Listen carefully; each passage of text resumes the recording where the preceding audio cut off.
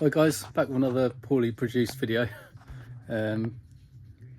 Just a little one about a circle making jig I had to make for a friend's art project.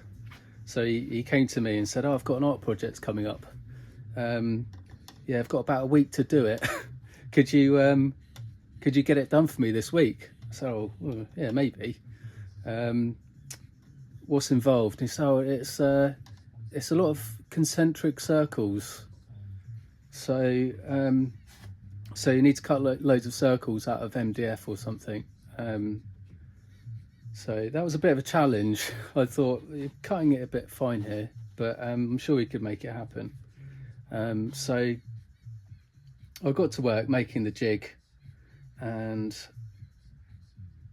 luckily it turned out fine. But I've never seen myself as a human CNC machine really.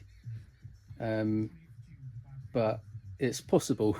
It is possible to get that accuracy with a bit of prep and some maths. So I'll show you the jig.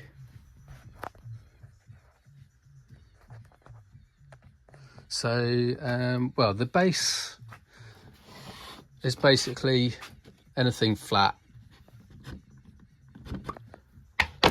with a 3mm spindle, and that is just a hole drilled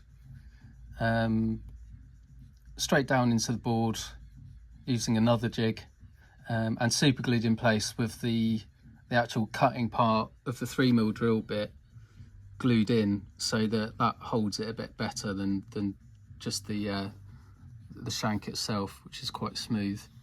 And then the jig is some wooden T-track that I made using this 8mm spiral bit and a T-track cutter, just to cut the bit that it needs to for the sides of the clamps to fit in.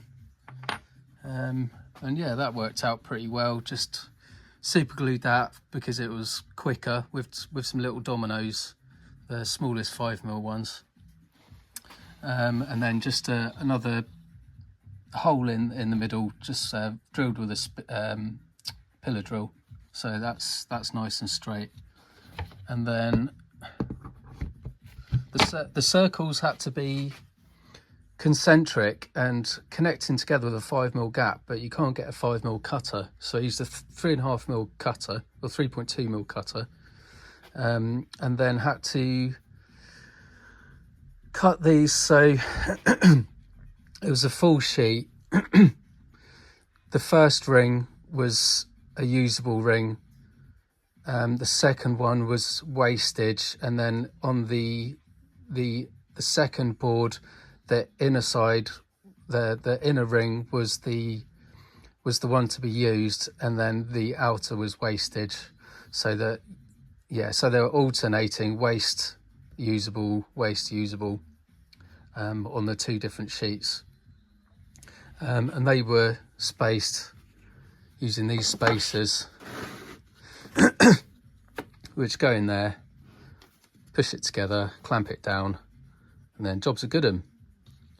They're just yeah, just cut down in increments that you need the circle to be, plus the width of the cutter. And yeah, that worked out really well, considering it was, you know, with a hand router. There was probably a maybe 2.2 of play, so it was between 0.2 and 0.5mm gap, which was needed for the paint once all the circles were put together, and the base fitted really well to the outer ring. You could glue those together and not need to sand them, because his project was painting all the rings first and then putting them together, and the danger is that, you know, a bit of paint thickness will stop them connecting if the rings didn't have enough gap, but with a nasty, you know, shadow gap between them if they weren't, if they didn't have a gap at all, or if they had too much of a gap, sorry. So yeah, I can use that in the future. I don't know when I'll ever need to cut a circle again, to be honest. It's circles aren't really flavour of the month in anything I do. So yeah, another one turned out okay, very short notice. Yeah, let us know if you need any hints. Yeah, give us a like if you found that useful in any way. Well, cheers.